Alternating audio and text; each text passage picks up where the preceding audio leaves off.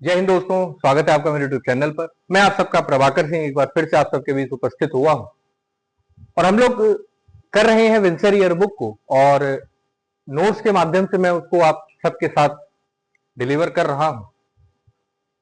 काफी हद तक हमने उसका मैक्सिमम पार्ट कवर कर लिया है। कल के सेशन में हम लोग कुछ पॉइंट्स को हमने डिस्कशन किया था, जैसे लैंसडाउन का नाम बदलकर जसवंतगढ़ किया गया, भारती पांडे चर्चा में रही, क्यों रही ये आप ने कल की हमारे सेशन में देखा। ठीक है, उन्होंने क्या किया था, जो तुलसीदास की जो विनय पत्रिका है, क्या है, तुलसीदास के द्वारा रचित विनय पत्रिका है, उसका कुमाऊनी अनुवाद किया था। मैंने आपको बता ही दिया, रिवाइज करते रहिए। मस्तूदास जी चर्चा में रहे, श्रीलंका में जब चुनाव हुआ था तो उसके चुनाव में पर्यवेक्षक बने थे, इसलिए चर्चा में रहे थे मस्तूदास जी। ठीक है, और भी कई सारी चीजें हमने देखी। उत्तराखंड की छावनी है नैनीताल छावनी, जो कि चर्चा में रही थी। किस कारण दोस्तों, उत्तराखंड की जो नैनीताल छावनी है चर्चा में क्यों रही थी? क्योंकि देश की पहली छावनी है जो सीसीटीवी द्वारा कवर्ड हो गई थी। क्या है? देश की पहली छावनी है जो कि सीसीटीवी द्वारा कवर्ड हो गई थी। उसके बाद हमने एक पॉइंट डिस्कस किया था, उत्तराखंड का उच्च न्यायालय नैनीताल देश का पहला उच्च न्यायालय है जो पूर्ण रूप से पेपरलेस हो गया है। ठीक है, तो हम अपने इस डिस्कशन को, इस चर्चा को आगे बढ़ा रहे हैं दोस्तों, और आज हम लोग डिस्कस करेंगे अल्मोड़ा के सोनी बिनसर में बर्ड म्यूजियम बनेगा। क्या बनेगा? Bird museum. बर्ड म्यूजियम कहां बनेगा दोस्तों? अल्मोड़ा। सोनी बिनसर, सोनी बिनसर जो क्षेत्र है, उस क्षेत्र में बर्ड म्यूजियम का निर्माण किया जाएगा। तो आपको ध्यान रखना है, पूछा जा सकता है कि बर्ड म्यूजियम, चिड़ियों का संग्रहालय जो है, क्या है? चिड़ियों का संग्रहालय, चिड़िया संग्रहालय जिसको हम कह सकते हैं, इसका निर्माण कहां होगा दोस्तों? किस जनपद में? अल्मोड़ा जनपद में। ठीक, उसके बाद हम बात करते हैं उत्तराखंड में पीएम मातृत्व वंदना योजना में उत्तराखंड के किस जनपद ने अच्छा प्रदर्शन किया है? तो उत्तराखंड मातृत्व वंदना योजना जो है, उसमें उत्तराखंड के किस जनपद को प्रथम स्थान मिला है दोस्तों? तो वो मिला है पौड़ी जनपद को। तो आपको ध्यान रखना है, पौड़ी जनपद मातृत्व वंदना योजना, मातृत्व वंदना योजना के तहत प्रथम पुरस्कार, प्रथम स्थान। ठीक, तो आपको ध्यान रखना है, पौड़ी जनपद को मातृत्व वंदना योजना के तहत प्रथम स्थान मिला है। ठीक, हरिदत्त कापड़ी जी का निधन हुआ, मैंने आपको पूर्व की कक्षाओं में बताया था। हरिदत्त कापड़ी जी का जो निधन हुआ है, तो वो किस खेल से संबंधित थे दोस्तों? पिथौरागढ़ के रहने वाले थे और बास्केटबॉल खेल से संबंधित थे हरिदत्त कापड़ी। ठीक है, उसी के साथ मीर रंजन नेगी जी का नाम आता है, वो किस खेल से संबंधित है? हॉकी से संबंधित है, मीर रंजन नेगी। ठीक है, आगे बढ़ते हैं दोस्तों। उत्तराखंड का पहला नक्षत्र भवन चर्चा में है, नक्षत्र भवन कहां निर्माण किया जा रहा है इसका दोस्तों? तो इसका निर्माण किया जा रहा है डीडी हाट में। कहां पे? डीडी हाट में। उत्तराखंड का पहला नक्षत्र भवन बन रहा है दोस्तों डीडी हाट में। ठीक है, एक ऐप बनाई गई है दोस्तों, एक ऐप बनाई गई है, भूदेव ऐप, भूदेव ऐप। तो ये क्या करेगी? भूकंप से संबंधित जानकारी देगी। क्या देगी दोस्तों? भूकंप से संबंधित जानकारी। ठीक है, कौन देगा ये जानकारी? तो ये जानकारी देगी भूदेव ऐप। ठीक है, उसके बाद हिमालय प्रहरी सम्मान की बात मैंने आपको बताई थी, दो लोगों को दिया गया, दीक्षा बिष्ट और घनश्याम दास रतूड़ी। हिमालय प्रहरी सम्मान, कौन सा सम्मान? हिमालय प्रहरी सम्मान। एक मैंने सेशन लिया था जिसमें मैंने विभिन्न सम्मान और पुरस्कार के बारे में चर्चा करी थी, आप देख सकते हैं, वो लेक्चर नंबर 62 या 63 है, तो आप देख लीजिएगा, मिल जाएगा आपको। हिमालय प्रहरी सम्मान 2025। किसको दिया गया दोस्तों? दो लोगों को दिया गया है, दीक्षा बिष्ट जी को, दीक्षा बिष्ट जी और घनश्याम दास रतूड़ी जी को, घनश्याम दास रतूड़ी। ठीक, तो किस कार्य के लिए इनको ये दिया गया है दोस्तों? तो वन आंदोलन में सक्रिय भूमिका निभाई है दीक्षा बिष्ट जी ने, किस क्षेत्र में? हैवल घाटी में। ठीक है, कहां पर निभाई है दोस्तों? हैवल घाटी में। तो सवाल उठता है कि हैवल घाटी कहां पर है? तो ये टिहरी और पौड़ी जनपद में फैली हुई है हैवल घाटी। कहां पर? टिहरी एंड पौड़ी, तो ये दो जनपदों में विस्तृत है हैवल घाटी, जहां पर पर्यावरणीय सुरक्षा के लिए कार्य किया किसने? दीक्षा बिष्ट जी ने, और जिससे प्रभावित होकर के उनको हिमालय प्रहरी सम्मान 2025 से नवाजा गया। ठीक, घनश्याम दास रतूड़ी जी हैं, इनका संबंध रहा है दोस्तों, ये एक जनकवि है, इनका संबंध रहा है चिपको आंदोलन से, भूदान आंदोलन से। कौन कौन से आंदोलन? चिपको, भूदान। ठीक है, यदि व्यक्तिगत तौर पर बात करें तो घनश्याम दास रतूड़ी जी जन कवि हैं। क्या है? जन कवि हैं।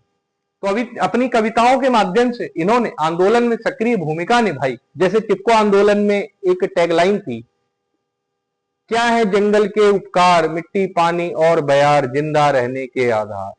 ठीक, तो कितनी अच्छी टैगलाइन है देखिए, जो डायरेक्ट आपको कनेक्ट करती है किससे? जंगलों से। ठीक है, तो हिमालय प्रहरी सम्मान हमने देखा। अगले पॉइंट पर आते हैं दोस्तों, पुष्कर कुंभ का आयोजन उत्तराखंड में हुआ है। किसका आयोजन हुआ है?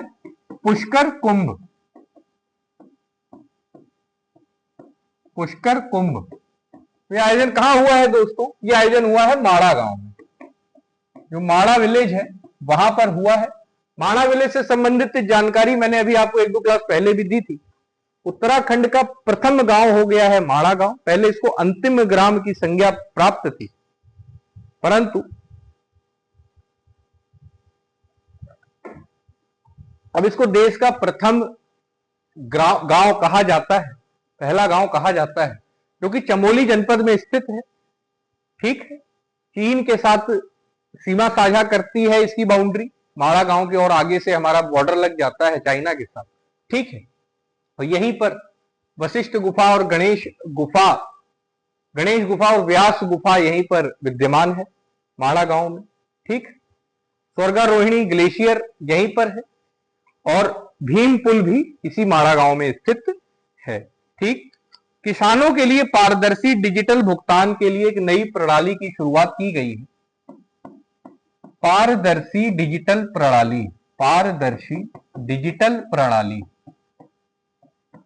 तो ये जो पारदर्शी डिजिटल प्रणाली है दोस्तों, क्या नाम है इसका? ई रूपी। ये मैंने आपको बताया था, किससे संबंधित है? कृषि क्षेत्र, कृषि क्षेत्र से संबंधित। ठीक है, ई रूपी प्रणाली। आगे बढ़ते हैं दोस्तों, अगले क्वेश्चन की तरफ बढ़ते हैं। उत्तराखंड का पहला साइंस रेडियो स्टेशन, उत्तराखंड का पहला science radio station, science radio station कहां बनाया गया दोस्तों? यह बनाया गया यूकॉस्ट में। यूकॉस्ट एक संस्था है, इसका हेडक्वार्टर कहां पर है? इसका हेडक्वार्टर है देहरादून। तो आपको ध्यान रखना है, अधिकतर उत्तराखंड के जितने संस्थान हैं उनका मुख्यालय देहरादून में स्थित है।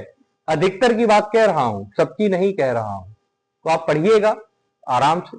और अधिकांशतः ऐसा होता है कि कोई भी कार्यालय या संस्थान दिया हुआ है और उसका मुख्यालय पूछा है, और यदि विकल्पों में देहरादून विद्यमान है तो प्रबल संभावना होती है कि देहरादून में ही उसका मुख्यालय होगा। ठीक है, आगे बढ़ते हैं। मैंने आपको बताया था 16वां अयोध्या प्रसाद खत्री सम्मान किसको प्राप्त हुआ है? 16वां अयोध्या प्रसाद, इंपॉर्टेंट है दोस्तों, मार्क करिएगा इसको। अयोध्या प्रसाद खत्री सम्मान, खत्री सम्मान किसको प्राप्त हुआ है? शेखर पाठक जी को, शेखर पाठक, इनको प्राप्त हुआ है शेखर पाठक जी को। ठीक, इनकी एक पुस्तक है दोस्तों जो चर्चा में रही थी, हिमांक एवं क्वथनांक के बीच। क्या पुस्तक का नाम है? हिमांक एवं क्वथनांक के बीच। ठीक, ये क्या है? इनकी पुस्तक किसकी? शेखर पाठक जी की। तो आपको ध्यान रखना है, मान लीजिए 16वां अयोध्या प्रसाद खत्री सम्मान ना पूछ करके हिमांक एवं क्वथनांक के बीच पुस्तक किसके द्वारा लिखी गई है ये पूछ ले। ठीक, उत्तर क्या होगा? शेखर पाठक। आगे बढ़ते हैं। देश का पहला दिव्यांग आधार पंजीकरण केंद्र हल्द्वानी में बना है, मैं आपको बता चुका हूं। भारत गौरव सम्मान 2025 जगत सिंह चौधरी जी को प्राप्त हुआ है। भारत गौरव सम्मान 2025 किसको प्राप्त हुआ है? जगत सिंह चौधरी। जगत सिंह चौधरी जी को यह सम्मान प्राप्त हुआ है। ठीक, उसके बाद एक इंपॉर्टेंट मंदिर है दोस्तों, सीराकोट मंदिर। कौन सा मंदिर है? सीराकोट मंदिर। सीराकोट मंदिर किस जनपद में है? यह है पिथौरागढ़ जनपद में। तो आपको ध्यान रखना है, कई बार डायरेक्ट क्वेश्चन पूछे जाते हैं। क्यों चर्चा में था? सीराकोट मंदिर को हाल ही में मानस खंड मंदिर माला मिशन, इसको मानस खंड मंदिर माला मिशन में शामिल किया गया है और इसके तहत मंदिरों का जीर्णोद्धार किया जा रहा है। ठीक है, तो मानस खंड मंदिर माला मिशन, इसके तहत कुमाऊं क्षेत्र के मंदिरों को, इसके कुमाऊं क्षेत्र क्यों? क्योंकि स्कंद पुराण में उत्तराखंड का जो क्षेत्र है इसके लिए दो शब्दों का प्रयोग हुआ है, केदारखंड और मानस खंड। केदारखंड जो आज का वर्तमान का गढ़वाल क्षेत्र है उसके लिए, और मानस खंड जो वर्तमान का कुमाऊं क्षेत्र है उसके लिए। किसमें इन शब्दों का प्रयोग हुआ है दोस्तों? स्कंद पुराण में। तो आप सब जो भी मेरे भाई बहन साथी बंधु तैयारी कर रहे हैं लंबे समय से, उन्होंने ये सब पढ़ा होगा। मैं आपका एक क्विक रिवीजन बता देता हूं कि जो भी पॉइंट उससे रिलेटेड मुझे टॉपिक से संबंधित पॉइंट याद आते हैं तो मैं कोशिश करता हूं कि आपके साथ उसकी चर्चा करूं। इससे होता क्या है कि यदि आपके मन में भी ये पॉइंट चल रहे हो तो आप उनको रिवाइज कर लें और ये चीज आप कनेक्ट कर पाए। ठीक, तो ये हमने देखा दोस्तों, उत्तराखंड से संबंधित विशेष कुछ पॉइंट्स थे जिनको विभिन्न स्वरूपों में मैंने कवर करने की कोशिश करी है। मिलेंगे अगले सेशन में, तब तक के लिए जय हिंद। पढ़ते रहिए, रिवीजन करते रहिए। ठीक है।